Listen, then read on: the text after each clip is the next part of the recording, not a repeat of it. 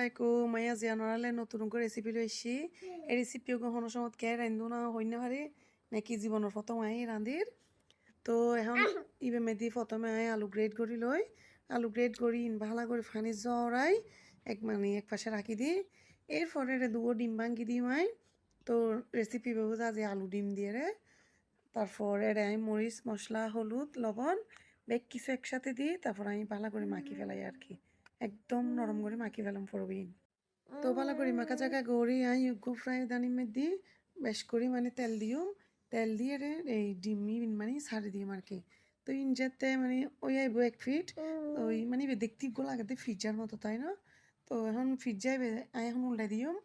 fry একদম ওই শক্ত হয়ে গেল যেহেতু এটা আলু দিই আলুলে বলি মানে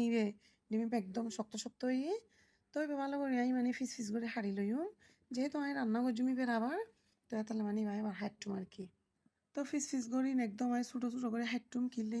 যেহেতু আমি রান্না করছি এতালাই তো রাতে হক পেঁয়াজও আছিল পেঁয়াজও ইনো দি ফেলাইম এখন পেঁয়াজও দিলে মানে আলাদা সুন্দর হয় ফ্লেভার আর কি তো আর ডেকসি মাই দি এই তেল দি পেঁয়াজ কুচি দি এরপরে মরিচ মশলা হলুদ লবণ এই আর কেন করে জিরে গুঁড়ি দিলাম মানে ফ্লেভারই বেশ সুন্দর বেলায় হুসবই আর কি তো বালা করে একদমই হসাই ফেলাই হসাই রে রায় আধা গ্লাসের মতো পানি দি ফেলাই পানি যাতে মানে হালকা গরম হয়ে রাখি